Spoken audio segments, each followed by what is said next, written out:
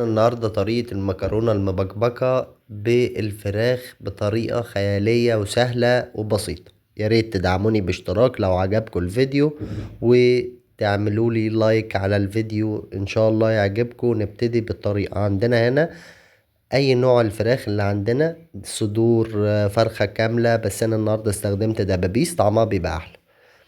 عندنا هنا هنجيب الدبابيس بتاعتنا. مكوناتنا سهلة وبسيطة. عندنا ملح وفلفل اسود وكركم هنحطه على الفراخ نتبلها قبل ما نحمرها في الزيت.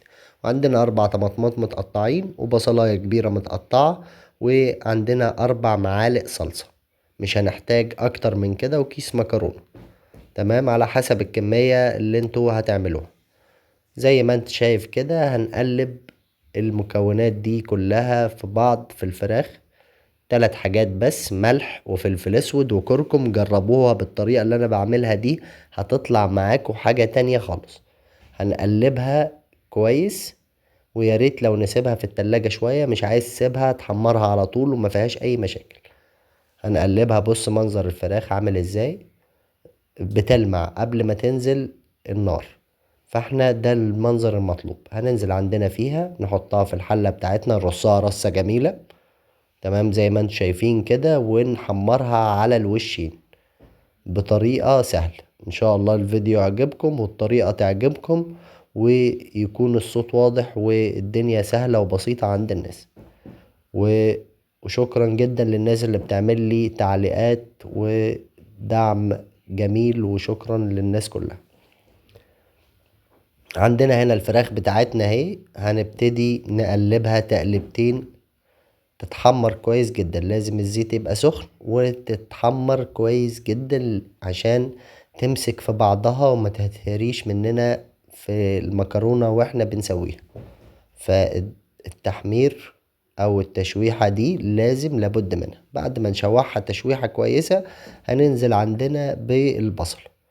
واول ما البصلة بتاعتنا بتبتدي مرحلة اللي هي تدبل، ننزل عندنا بالطماطم ونقلبها، وننزل بالبهارات بتاعتنا اللي هي ملح، فلفل اسود، كمون، كزبرة، شوية شطة، وعندنا بهارات مشكلة. تمام، هننزل بيها نديها تقليبة كويسة كده. بعد كده ننزل عندنا ب4 معالق الصلصة. زي ما انتم شايفين منظرها ولا اروع. هننزل بيها ب4 معالق صلصة كده، ونديهم تقليبة مظبوطة. تمام، وننزل عليهم ب1.5 لتر مية سخنين. الطريقة دي بتاخد في السوا بتاعها بس نص ساعة، و10 دقايق بتوع المكرونة. زي ما انتم شايفين كده، نغطي عليها ونسيبها تستوي براحتها. وعندنا استخدمنا المكرونة دي طعمها جميل، ويعني ملفوفة كده، وطعمها كان احلى حاجة. حط سباكيتي اي نوع يعجبك. هنديها تقليبة كويسة ونوطي عليها النار، ونسيبها تستوي براحتها لحد ما تطلع معانا بالمنظر اللي انتم شايفينه ده. حاجة كده عظمة وطعمها جميل، وتنزل عندنا جارية كده، وهي دي المبكبكة على أصولها. دعمونا بلايك واشتراك، والسلام عليكم ورحمة الله وبركاته.